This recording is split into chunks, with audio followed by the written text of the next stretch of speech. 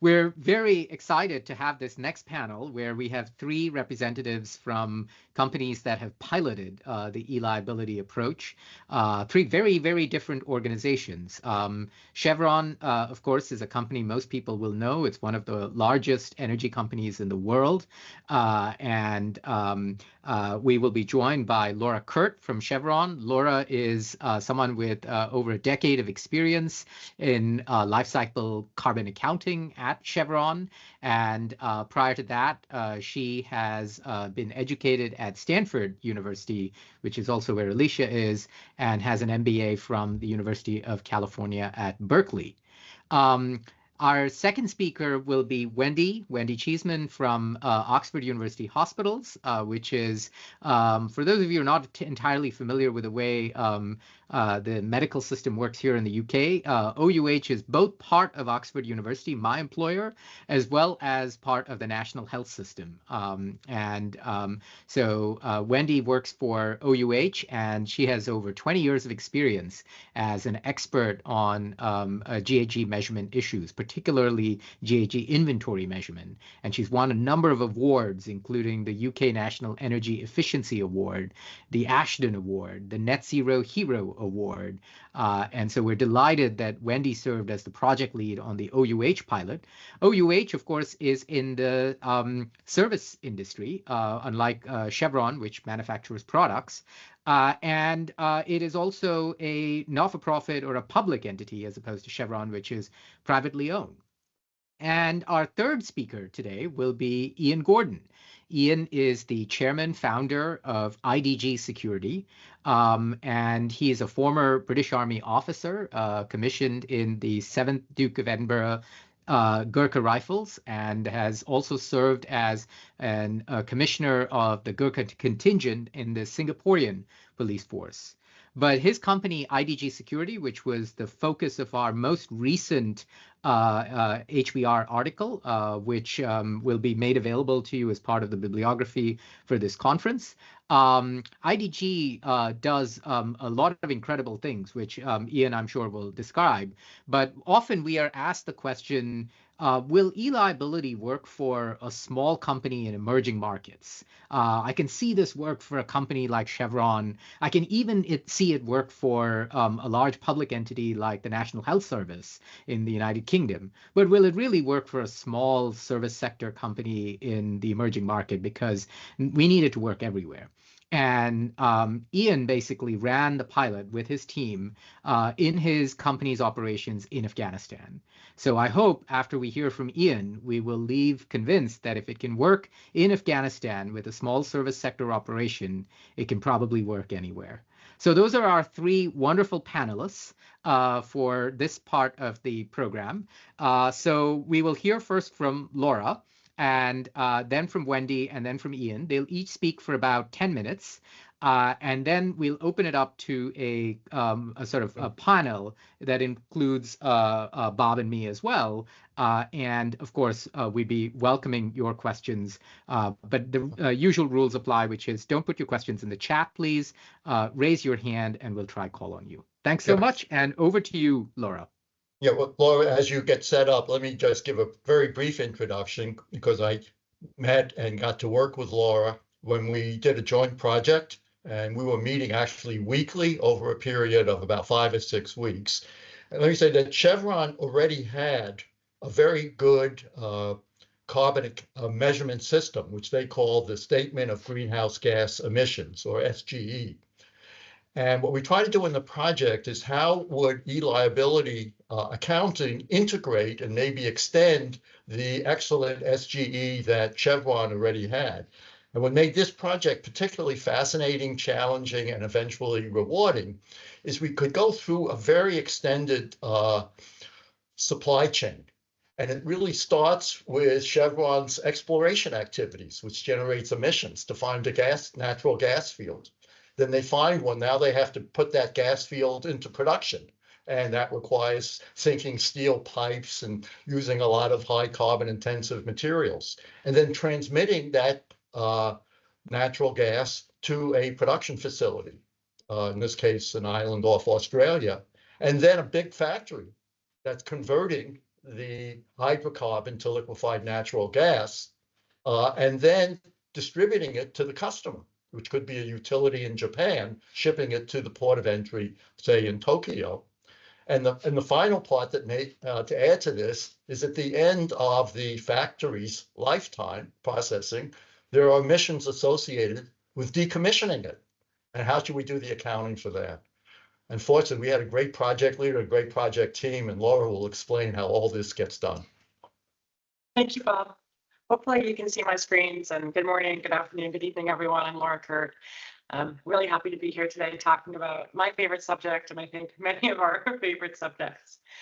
So I'm going to spend just a few minutes introducing Chevron and what LNG is, and then we'll move more into the accounting concepts.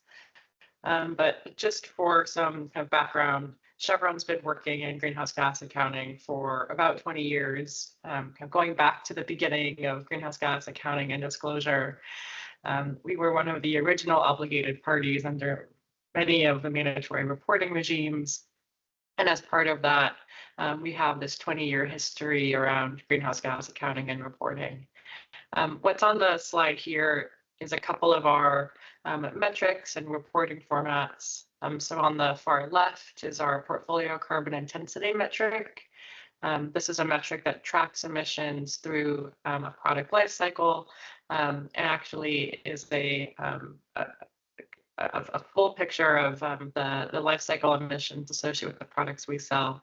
So an early view of what an e-ledger could look like on a product level basis.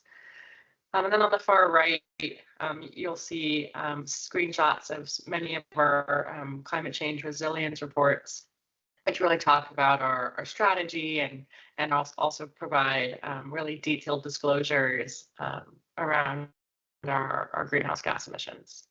What we're going to talk about today mostly is in the middle section there around life cycle assessment. And so, like Bob was mentioning, we developed what we call the SGE methodology, which is essentially an early approach at implementing carbon footprinting or e-liability concepts before we were calling them e-liability concepts to LNG, and we'll talk more about that today. So that's a bit about Chevron in the greenhouse gas accounting space. I also wanted to just share some context on liquefied natural gas or LNG. So you'll hear me call it LNG throughout this presentation. That stands for liquefied natural gas. And like Bob said, it's basically natural gas that's gone through a big refrigerator and it's been cooled into a liquid form. So natural gas and liquefied natural gas together make up a really important part of global electricity generation. About a fourth of global electricity generation is from natural gas. And so when you think about passing emissions through the value chain, most products start somewhere or have somewhere in their value chains electricity.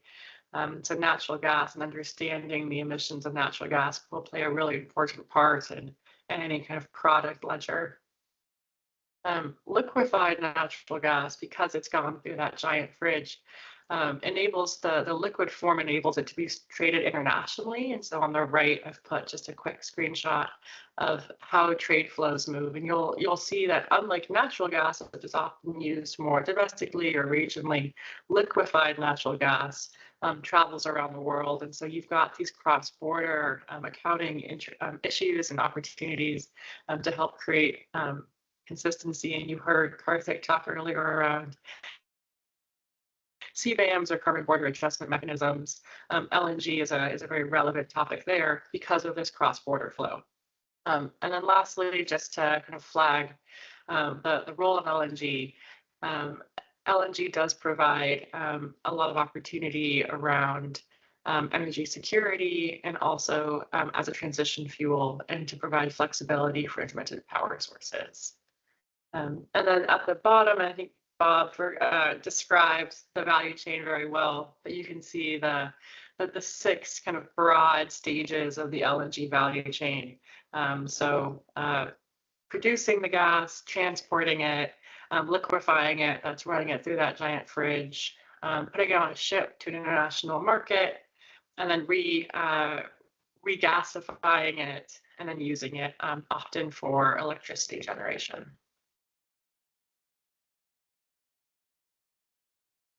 So stepping a bit more into the accounting, Chevron co-developed a methodology to carbon footprint LNG in 2021. I think our publication date for this methodology was only a couple of weeks apart from the first E-liability paper.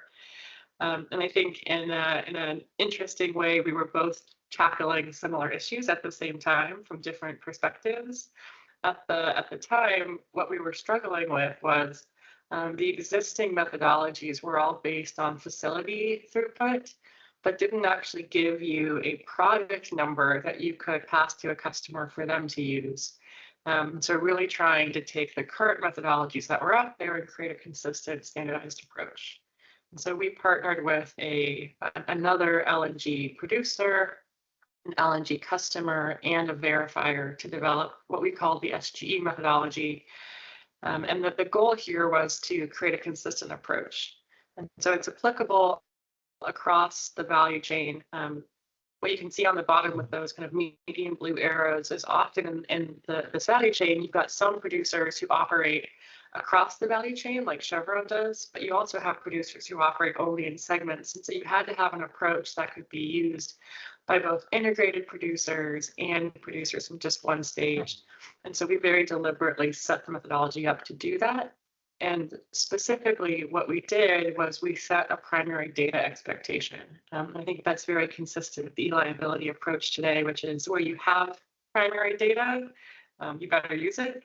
And if you don't have primary data, use secondary data for now, but go after that primary data and see what you can get. And that recursive approach we were talking about a little bit earlier. We also spent a lot of time, about a slide in a second, thinking about and trying to develop a consistent approach to allocation, which we saw as a really important part of dividing those facility emissions to the products. And then the other kind of key components of the SGE methodology were attributes guidance, disclosure formats, and assurance requirements, which we'll talk about more in a minute.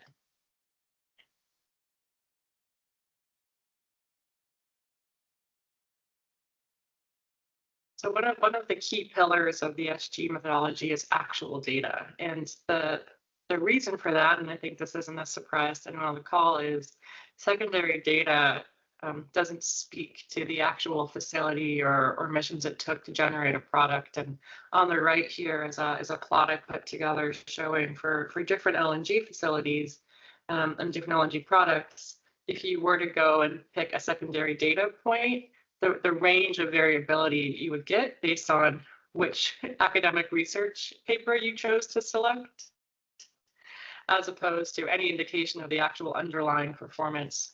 And so I've plotted with the Chevron logo there 2 facilities that we carbon footprinted using the SG methodology, how they compare that secondary data to really help show, we need to go after primary data in a consistent approach to enable that accurate insight, to differentiate across producers, and also to incentivize performance improvements. And so the approach we took, and again, is very consistent with the E-liability approach, is to require primary data where it's available. The other key slide I want to talk about here is the allocation, and the SG methodology sets an allocation expectation that you allocate emissions as granularly as possible using an energy-based approach. And the reason for that is when you look at this slide, the choice of allocation method will really drive your resulting footprint. And so I put on the slide kind of the pink, the blue, and the green approaches. And depending on the judgment of the person doing the allocation, the LNG carbon footprint could range from 58 to almost double to 98. And so one of the key things we did with the SGE methodology was say, you have to do it the green way, so that when you're buying LNG from different producers, you're actually able to compare green to green and not think that you're comparing green to blue, for example. And so going that extra step to being prescriptive. So like I said earlier, we published the SG methodology, I think, weeks apart from the original E-liability paper. And so when we actually got to go to the conference, was it a year and a half ago in London? And I think at that point, we said we have to pilot E-liability. We're really excited to see how does the E-liability approach compare to the approach Chevron's been taking. And that led us into the E-liability pilot we did on LNG late last year and earlier this year. And so we picked an LNG facility that Chevron operates and looked at the emissions from the first stage in the value chain all the way through delivery to a customer, and went through step by step the emissions inventory, the assurance process on the emissions inventory, how we were allocating the emissions to products, talked about some attributes issues, including some mass balancing, some carbon capture, and some offsets issues and opportunities, and then asked, how does this compare? And we really challenged ourselves to look for areas of commonality and areas of difference. One of the key things we talked about, and Bob introduced this in his opening comments, was around materiality assessment. So the SGE methodology as written says, exploration is immaterial, and so you don't need to include it. And I think the conversation we had during this pilot was, that may be true when you think about bringing an accounting lens, or especially a financial accounting lens to this. You shouldn't just cut it off at the pass. You should actually go and do an assessment and really understand, can you justify that exclusion?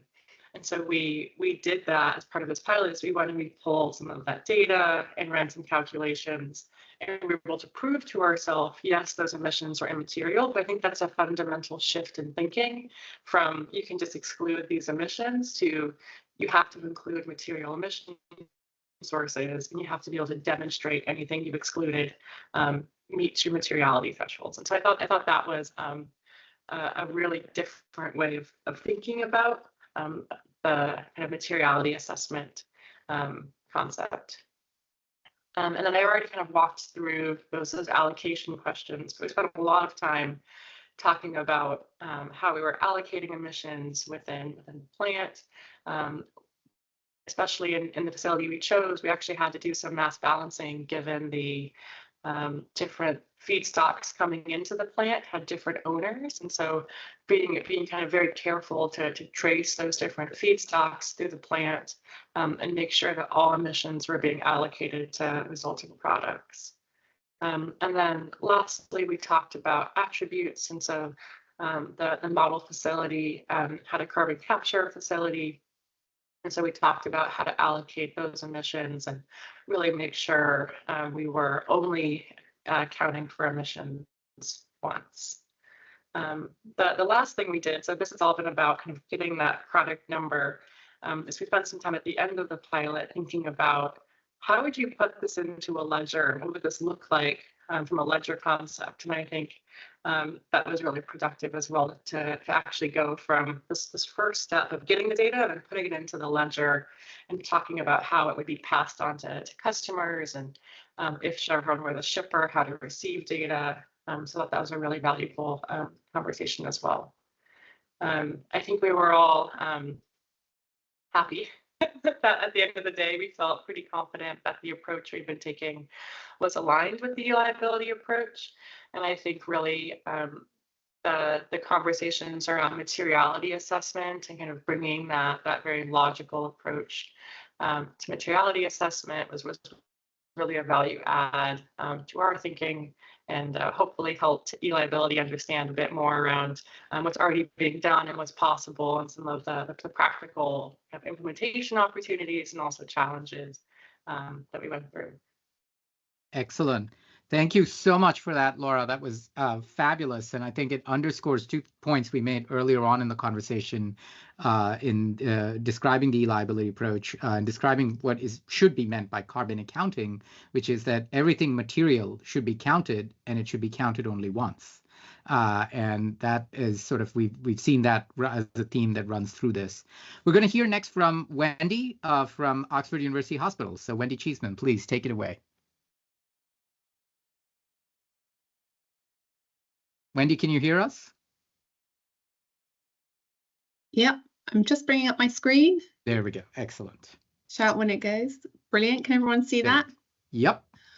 Perfect. I know you're worried that I've got 16 slides, so I'll go straight into the second one.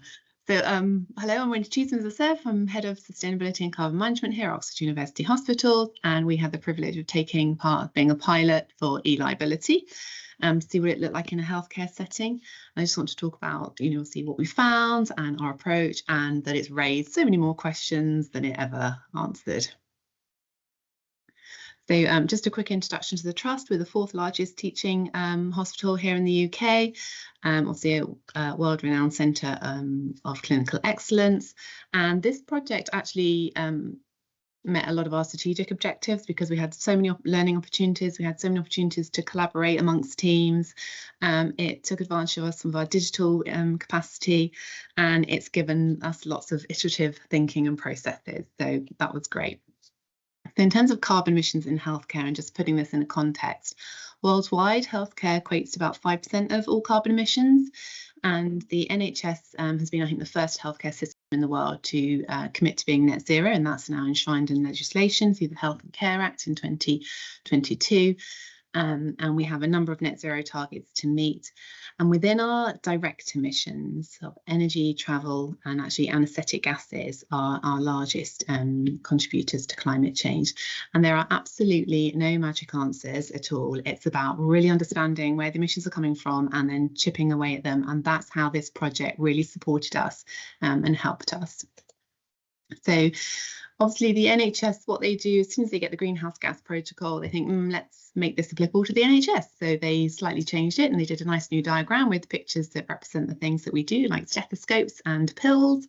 And that's what you see in front of you. So you've obviously got the greenhouse gases across the front, and we did used to emit CFCs, I think it was Montreal Protocol gas. And the footprint's actually split into 2. So some of scope 1, scope 2, and part of scope 3, actually we call our core footprint. And that has attracted a target of being net zero by 2040. And then the rest of the footprint, which we call footprint plus, is a 2045. And that's pretty much the supply chain, which, as we know, is the hard to tackle piece. So we're going to leave that a little bit longer. And we've also included in that patient and visitor travel, which is really hard to tackle. So I'm definitely leaving that for even longer. So when we look at our footprint, the footprint for the NHS was done nationally by NHS England, so individual trust, but there's NHS England, and they looked at carbon emissions a couple of years ago, and they said, actually, where do they all sit? And things like building energy is actually just 10%, whereas anaesthetic gases are 5%. So you start to see, actually, some of these things are going to be bigger than we thought they would be. So travel, energy, and anaesthetics are where we thought we're going to find all of our emissions. And then in terms of footprint plus, you'll see it's really things like some of the things that we buy, the purchase goods and services, medical equipment, etc. That's where we knew that we'd have our biggest problem. So we decided to choose a primary joint replacement, and we thought all of the emissions can be sat in anaesthetic gases. So that's great. We've got some really keen anaesthetists, and that's off we go measuring this. And we used to do about 600 patients a year. That's now gone to 800 patients, but actually that's even higher now. We have long backlogs on waiting lists, etc. So and we undertake the surgery here at the Nuffield Orthopaedic Centre, which is based in Oxford. So we have 3 hospitals in Oxford, and they're done in theatres 8 and theatre 7, if you're ever here. And on average, it takes about 2.5 hours to do one of these operations. And you'll see in the bottom diagram, we have a picture of what a hip replacement looks like. So we decided to map the pathway, and we realised actually it's really, really complicated from the initial patient interaction all the way through to when they're discharged and have following on appointments. So it's a really, really long pathway. So said, actually, let's just look at the on the day process and just really limit it. So we didn't think about all their previous appointments. We said, as they come in on the day to have their operation, and our anaesthetists wrote down and our surgeons wrote down absolutely everything that was needed. And we realised that we don't use GHG anaesthetics, we use intravenous anaesthetics. So straight away, there was absolutely no global warming potential associated with our anaesthetic gas data. So that kind of threw that out the window. But we had lots of small consumables, and actually in the event where the material, there were so many things that came out of our calculations. And we work with Corin, who provide 80%. They're our supplier, and they provide 80% of our hip replacement joints. So the first thing we did, as I joined the project team, I joined it about a year ago, and I think they've been working on it before I arrived, is I said, I need to understand this in terms of the greenhouse gas protocol. So we started to look at all the activities involved in on-the-day operation, and I put them into the sort of scopes so I understood them, because that's what I was used to. So we've got the raw materials, we've got the direct activities, lots of employee commuting. As you can imagine, it's quite intensive for people, for medical staff to support patients as they go through. And there's the wards, etc. So this is where we put it all. And we thought the key activities, as I said, anaesthetics, utilities and travel. There was no global warming potential associated with the anaesthetics. In terms of utilities, that meter there is one of our sub-meters. We were really lucky that we chose theatre 7 and 8, because we actually have a sub-meter. Now, at the time, it was only read manually. So in order to do the pilot, I had to send an engineer off to read it manually at the start of the day and at the end of the day. But since then, it's an iterative process. We've got to move things online. And in terms of travel, we actually looked at some travel data that we already had from 2021 that we've now got some more up-to-date travel data. But that's what we used at the time. So our results, what does it look like in the inner circle? And this is the on-the-day hip replacement. And what we realised is that actually, as people come through, probably the 2 cases that we do in the morning, they are able to go home. However, the 2 cases that we do in the afternoon, invariably those patients need to stay overnight on the ward. So we looked at the on the day only and go home, and then on the day and overnight as well. So the on-the-day hip replacement procedure, the circles in the middle represent just scope 1, 2 and 3 as we understand them. Then around the outside, all the activities that we decided were material, we calculated the emissions on there. There was quite a lot of extrapolation that was needed.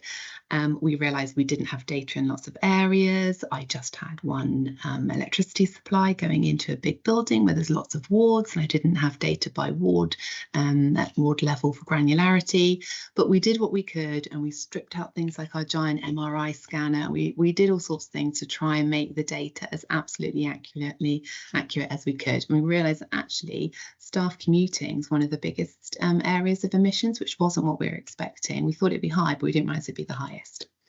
And then when we looked at overnight, obviously again travel, because we needed more staff to look over our patients overnight, but also the energy used to heat the building, light the building, the wards, etc.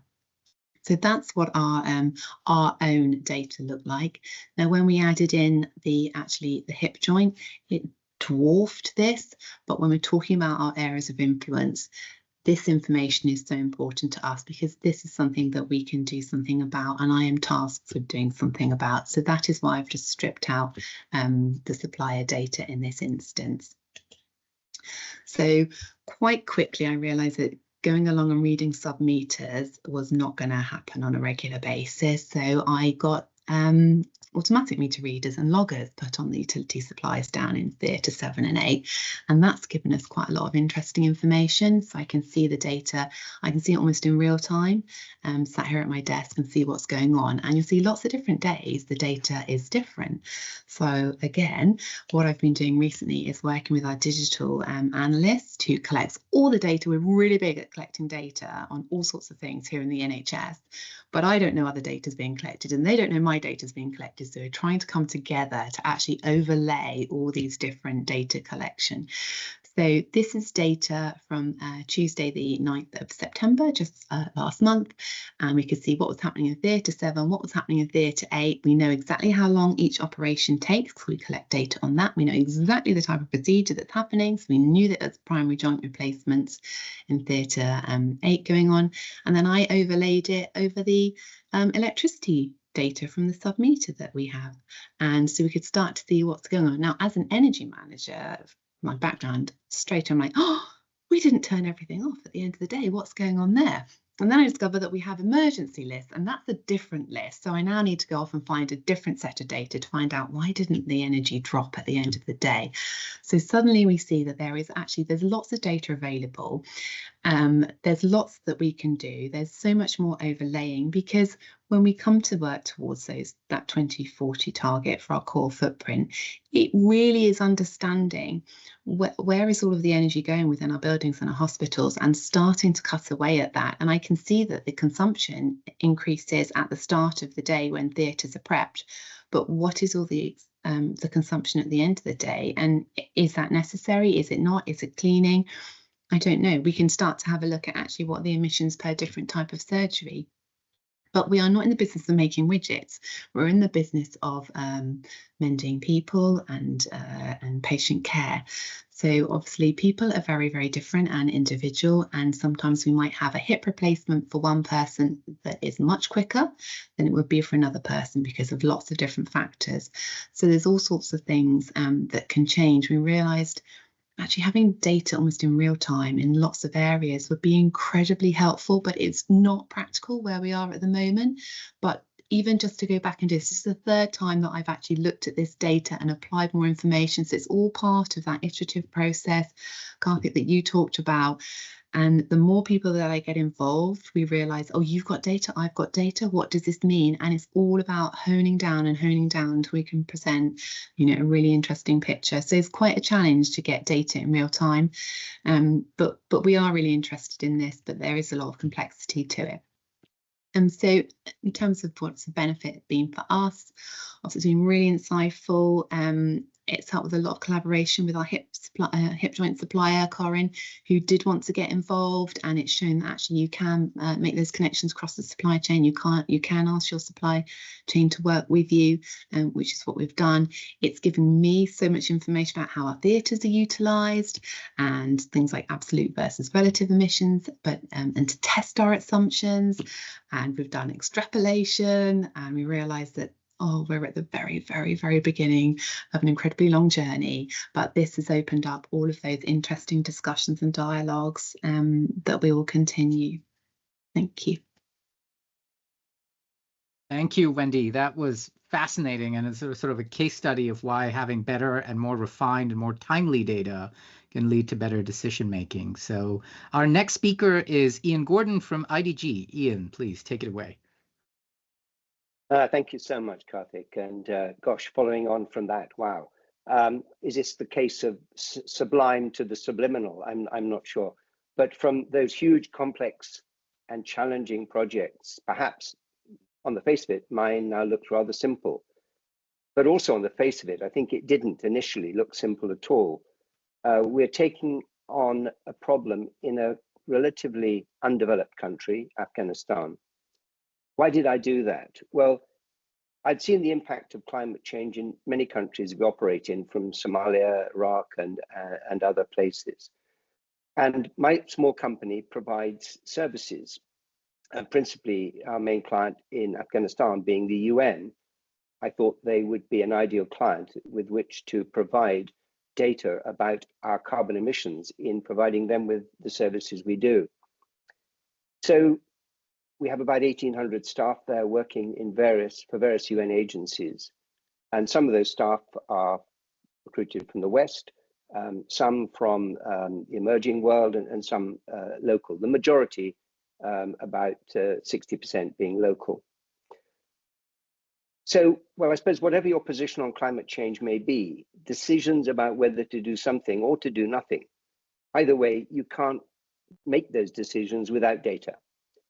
And so recognizing that, I was wondering, how do I measure my country's carbon emissions, and what impact are we having on the climate and in places like Afghanistan? So when I came across E-liability, I was immediately struck by how similar it looked to how I measure my business's financial costs. And obviously every business measures its costs down to the closest cent. And if I can do that for my cents, can't I apply the same principles, the same processes to measuring my carbon? So as Karthik has been quoted as saying, you can't manage what you can't measure. So could we measure our carbon effectively? In a similar vein, Mark Carney has said in a piece he wrote in The Economist this time last year, you can't get emissions down unless you close 3 gaps: data, action, and investment. And he goes on to say companies frequently lack access to the data on emissions they need to assess the carbon emissions within their supply chains. Well, I'm a supplier, so I need to be able to provide that to my customer. And closing this gap, he said, requires comprehensive decision useful climate disclosure. But it seemed to me that CO2e disclosure that isn't auditable isn't useful to me or to my customers.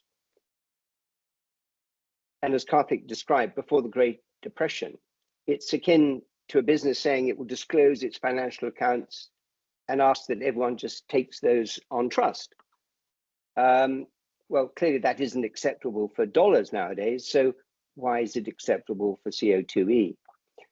So we set about measuring our emissions in the same way that we measure our dollar costs. We took each line item that we expend money on, from travel to food to clothing to utilities, and we worked out as best we could with the data available what the carbon equivalents were for those activities. And it turned out to be not very different or very difficult from working out our dollar costs. There was no special software or training required, and we just worked it through line item by line item. And one key member of staff based in our Dubai office was tasked with doing it and did a brilliant job of gathering all of that data and putting it into manageable figures. So we now have actionable data. And the surprise was how much CO2e was caused by the food our staff eat. Now, globally, we kind of knew that it was probably likely to be about 20–25% maybe, being the cost of production, transportation, and consumption and cooking of food. Our figures turned out to be 38%, which was surprisingly high.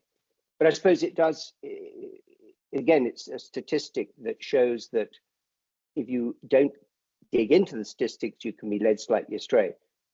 The majority of our staff being local national staff, Afghan staff, their overall CO2 emissions were quite low. They don't fly business class much, and they don't drive around in big SUVs, but they do eat the same as everybody else. So the proportion of the CO2e attributable to food for them was much higher than for our international staff.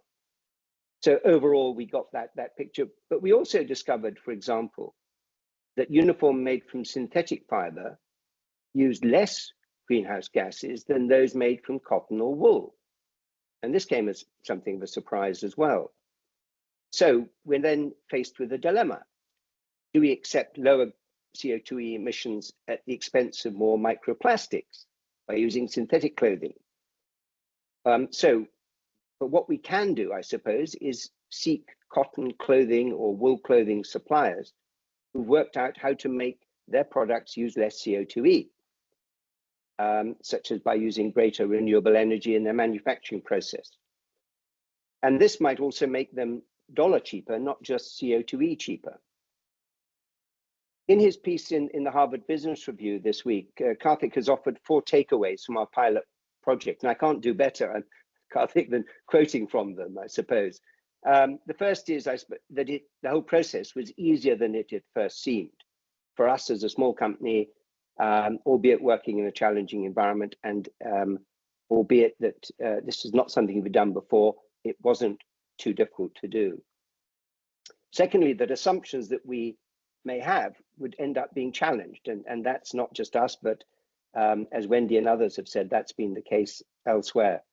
And also that industry benchmarks may not be entirely reliable and can be flawed. And finally, not all the insights are necessarily actionable. You know, we can't stop people eating food, clearly. So what can we do about that as a big CO2 emitter? So I suppose in summary, the challenge is that action, it seems from my perspective, is needed both top down, that's legislation, but also bottom up, adoption by small companies like myself and all others, because even small companies like mine can use e-liability to drive bottom-up change. And I think that I hope illustrated, is achievable, it's worthwhile, and it's not painstakingly painful and expensive to do. Thank you, Ian. That was fantastic. And across the three speakers, and Chloe, if I could invite you to bring all of us back on screen. Across the three speakers, we've seen sort of quite a range of companies, quite a range of products, obviously government and business and service and manufacturing. And I'll invite folks in the audience to raise their hand if they have questions. But the first question, I thought I would kick it off. So all three of you basically have run e-liability pilots, and there are many people in the audience and who will be watching this offline who are thinking about an e-liability pilot. And so the question I have is, what makes it hard? What was the hardest thing about an e-liability pilot? And having now done it, what advice would you have to other companies considering or other organizations considering e-liability pilots? And I'll open it to any of the three of you that want to jump in. I'm happy to jump in. So I tell you what made it easy. We had very high level support. So when you have somebody at the top of the organisation asking you what's going on, then it happens quite quickly. In terms of what made it difficult, it was for us, it was just time. The NHS is under a lot of pressure, as people may know, and it was just time and expertise. So I joined the organisation a year ago, but I don't think there's anyone here previously really who could do carbon accounting, so it'd come to a bit of a grinding halt. So expertise, but time pressure. But it's so fascinating once you get going. And in a large organisation, knowing who to ask. So Ian, it might have been easier for you, but I was like, who looks after theatre lists at the NOC? And that might be 3 days to find that information out. And who looks after this? Another 3 days to find that out. Thank you for that. Ian and Laura? Yeah, I'll add, I think the hardest part was deciding what we wanted to focus on. I think there's so much in this space that the pilot could have easily gone 15 different directions. And so I think setting up the pilot design up front to tackle the key questions, but create that flexibility and make sure we had all the right people in the room to be able to do that, I think was the hardest part. For us, one of the key things we wanted to do was think about e-liability across the supplier, customer, and verifier angle. And so setting up those relationships, we actually piloted with one of our customers and with a verifier, in the room with us as we went through this. And I think just setting up that design was the hardest part. But the actual pilot, I think, was pretty seamless. It was just a matter of deciding what we wanted to accomplish. Excellent. Thank you for that. Ian? And I think for me, the hardest part was persuading my board that this was something that actually mattered and was necessary to do. Inevitably, a board, if they're any good, will hold you to account and say, why are we spending money doing something that we can't see any value in? So I think once they'd seen that there is actually value in having data that affects decisions that will drive change in behavior that could save money, as well as at least help save the planet. So I think it wasn't too hard of effort, but that was the main challenge in a commercial business. Is it commercially useful? My conclusion is absolutely it is. Excellent. So let me just highlight 3 things that have come out across these 3 responses, because we've seen them in the dozens or so of pilots now that Bob and I have done. And this question of what makes it hard, and there are 3 things really that make it hard. The first is the absence of air cover from the top. If you're trying to do this without, organizational air cover, whether in the case of a founder like Ian, it's from his board, or whether in the case of Wendy, it's from her CEO. If you don't have that kind of air cover, it's hard to do something like this because it could be disruptive inside the organization and it could challenge assumptions and so forth. So don't do this if you don't have the air cover is the first lesson. It slows it down. The second lesson is, depending on how you've scoped the pilot, you might discover that the direct measurement can be quite challenging, because now in some systems, or in some cases, you're dealing with closed systems, and then there's a particular chemical formula involved, and you know what the weights of the inputs and the outputs are, and then the direct measurement becomes almost trivial. But in other cases, you're dealing with open systems, and in those open systems, effectively direct measurement can be challenging. So having the right technical competence, not just accountants, but chemical engineers, production engineers, and the like in the process is going to be really important. And the third thing is having conversations in supply chains. Because just as much as it can be disruptive inside an organization, once you start producing this information in a supply chain, your customers or your suppliers who weren't used to you asking the questions at this level of granularity start getting nervous about, but you've never asked me for this data before, and why do you need this data, and what are you going to do about it, and are you going to change the way you pay me? And so, preparing the supply chain conversation for the supply chain for a conversation that, look, this is a learning journey and we're in it together. That's going to be really important to make a pilot like this work. So we've got a couple of hands up from the participants. I also see Bob's hand up. Bob, do you want to respond to something I just said, or should we bring in some of the audience members first? You're on mute. Please go to participants first. Okay, great. So the first hand I see up is MZ. MZ, sorry, I can't see your name. So if you can give us your name, also tell us where you're from, and then if you can turn on your camera, that would be wonderful too. Please go ahead, MZ. Yes. I think that's me. Is my camera not on? Now it is. Yes, it is. It is. Okay, great. I'm Madam McLean. I'm the Secretary General and founder of the Zero Emission Ship Technology Association, and I work in the maritime industry. To give you a bit of background, we're working at the International Maritime Organization right now on strategies for reducing greenhouse gas emissions. For full disclosure, I've spoken with Mike Mahoney a bit about E-liability, and have looked at how we can incorporate this across the fuel supply chain for shipping. And Laura, I just wanted to ask you, thank you very much for your extremely detailed presentation. Now, of course, LNG is being considered, or is being used as a shipping fuel. And I was really glad to see they use a CO2e metric, because at the moment, we're really starting to look at methane and nitrous oxide emissions. And so I was very interested to understand your methodologies for measuring the methane and incorporating that in. Are you starting with from the well, potential slippage at the well, slippage with transfers, and of course, there's methane slip with engine, and just to be clear, I've not seen clear methodologies on this, and again, this is what we're looking at the International Maritime Organization just now, so very interested. Great. Yes, thanks for the question. And when we started designing the ESG methodology, one of the first things we did was look at methane considerations across the value chain. And a lot has changed since we started that work. We started that work in 2020, and now in 2024, there's been huge advances in methane detection.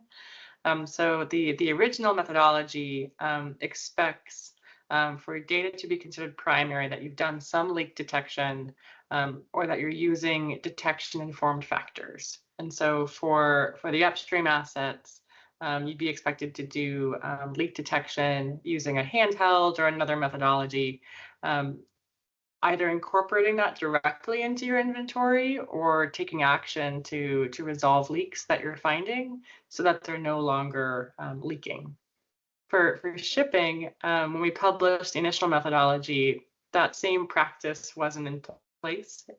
Unlike in a facility where you can have someone walk around with a handheld leak camera, it's not as practical in shipping. And so the approach we've taken for shipping is based off of factors, off of leak factors. And there's been a lot of advancement in what those factors look like for shipping for the LNG industry over the last couple of years. The API Greenhouse Gas Compendium now includes slip factors for LNG, for methane, whereas the original version did not. And so I think the short answer is methane is included. operators are expected to take advantage of advanced leak detection methodologies. And I think we'll continue to see advancement here over the next couple of years. Really interesting. Excellent. Thank you. Thank you. And thank you, Mada, for that question. I've got Andy up next. Andy, please unmute yourself and also say a sentence about where you're from. Yeah, great. Hi. So I work at CDP, was a chartered accountant, now working on questionnaire development here. And I just really interested to know whether there are any thoughts. I'm new to e-liability, to be honest, but what about other embedded environmental impacts in value chain? So at the moment, we were just talking about emissions, but obviously, as we move towards the wider nature impacts, I'm thinking about fresh water, Ian's example of microplastics, wood, other forest products, a lot. So we do a lot of work on kind of all of these environmental impacts. So where's e-liability going? Does it have a role here? Just be really interested to hear what you've got to say on that. I'm going to let Bob respond to that question. Bob, please. Yeah. So great question, Andy. The real innovation of e-liability accounting is that it's an accounting system for supply chains. Now, its first application is for CO2 emissions, because we feel that was the imminent crisis. There was existing work going on, and we could build upon that. But you could apply this method to any societal or environmental harm or good that you are concerned about. And so we could look at wastewater, but not just your own, the quote scope 1 wastewater, how much wastewater is being produced by all your suppliers. And so if you just set up another column on the spreadsheet, for wastewater, and you go through the same process of measuring it where it occurs and verifying where it occurs, and then transmitting the information upstream, then you will get complete accountability for that particular environmental or societal harm. How much slave labor was used, how much child labor was used. And so those are measurement issues, but now we have an accounting framework that lets anything that happens at a supplier's location, if it's important to know about, to be measured there, assured there, and be available for any downstream organization to see. And so it just depends on your tolerance for how much measurement you want to get done. That's a societal cost benefit issue.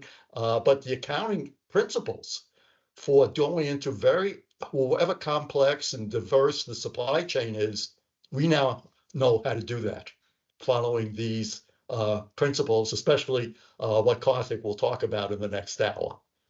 Thank you. Right, thanks, Bob. So Sorry, is Andy, there a plan to widen out? There are other hands up, so I'm just going to bring sure. other voices in, and feel free to follow up with us over email. We're very, very keen to bring new people into the family. So please, thank you for your question. I've got Chris Ernst next. Chris, please come off mute and just say a word about who you are. Yeah, thank you, Christoph. Sorry, I couldn't see your full name. Yeah, Chris is fine. Chris is fine. Okay. Yeah, I'm with SAP, obviously, software vendor for business processes. And thank you, Laura and Wendy and Ian, for sharing this great insight on your prototypes. It's very insightful and valuable. My question is, can you share anything about the software support you were, let's say, enjoying during your prototyping? Is it rather a spreadsheet, or would you, let's say, love to see your existing accounting system being enhanced with something like the liability framework? One might say you were leading the witness there, Christoph. Yeah, sure. But sorry. no worries. Let's see if anyone wants to take that question from the panel. Laura, Ian, Wendy. Ian, please go ahead. Yeah.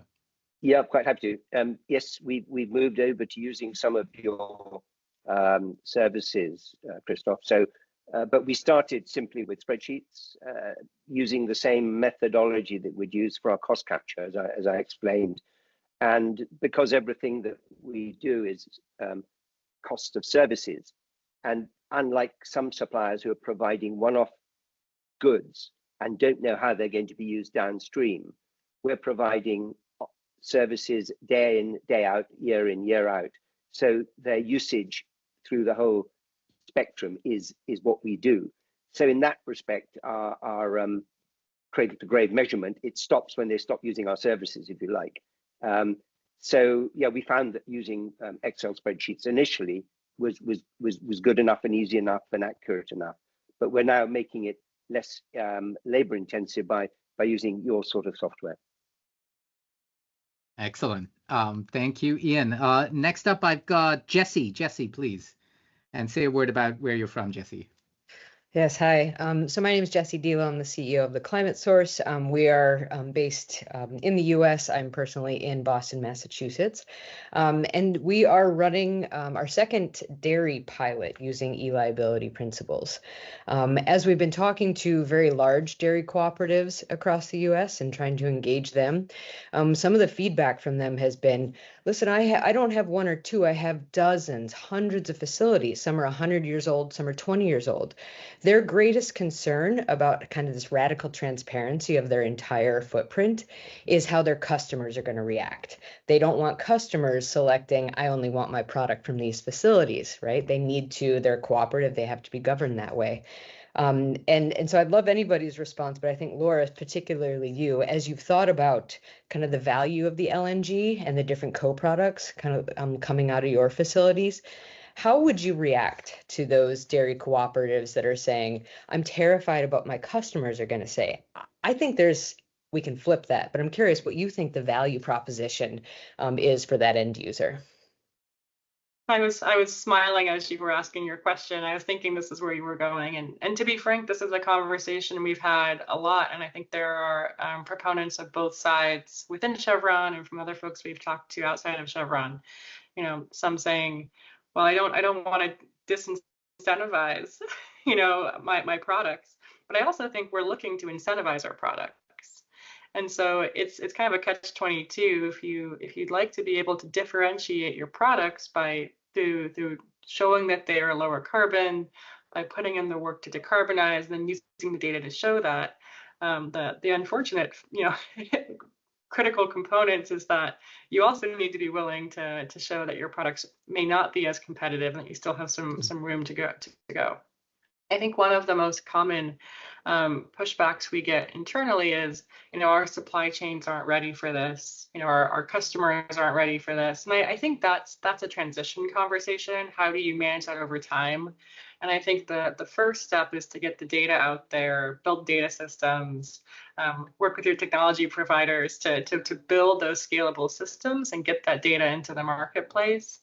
And I think what we've seen over the last couple of years is that supply chains can and will adapt. It just ideally, you know, shouldn't happen all at once. And you need to do that over time to be able to kind of manage transition risks. But I think that I know where those folks are coming from. It's a conversation we have quite a bit. Excellent. Thank you for that, Laura. And we have time for probably a very quick question from Umendra. Umendra, please turn on your camera and say a word about where you're from as well. And I work for a manufacturing company. So my question is very related to what we face at the moment from our product and how it is sold in the market.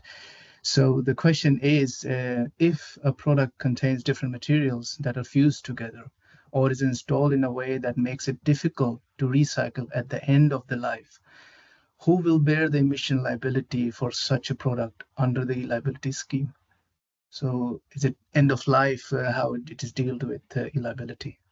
Yes, that is a question that is answered in the Proto Standard, which is the focus of our next session, Umendra. So we couldn't have planned it better because we're going to transition to that in a moment. We are at time, so what we're going to do is take a quick break. Bob, I see your hand is up, so I'll call on you to just sort of close this session out. But we're going to take a quick break after Bob is done, and we will return at 20 past the hour, so at 5:15 UK time for the final bit of this session. Yeah. Bob. So my closing will just be a generalization that I got both from the Chevron pilot as well as the knee replacement or the hip replacement Oxford pilot. And it has to do with a certain amount of infrastructure that both organizations have. And it shows, both of the pilots showed how reducing waste and improving productivity will lower the carbon footprint of your final product. And take something like if some of the emissions that Wendy was counting in her project were the employee emissions. and also the 24-hour electricity or energy emissions, even though you're only using the operating room for 8 hours, which means all those emissions get assigned to the outputs produced, the hip replacements done during the period. So if you're able to improve productivity from 4 hips a day to 5 hips a day, those infrastructure emissions of employee commute and 24-hour support of the operating room, they actually go down on a per product basis by 20%. Okay, so increasing productivity lowers the carbon footprint of your output product. And for the facilities that Laura modeled, you know, if you can increase the productivity or decrease the waste, because all the emissions are going to be allocated to your output products. And if you have 7% waste, then all the emissions get associated with 93 units of output. If you reduce the emissions to 2% waste, now the emissions per unit of output go down. So the nice thing about this, again, doing E-liability at the product level, is it will reward you for productivity and waste elimination by lowering the carbon footprint per unit of output that you're producing, you know, whether it's a knee replacement or natural gas ending up at a client's port of entry.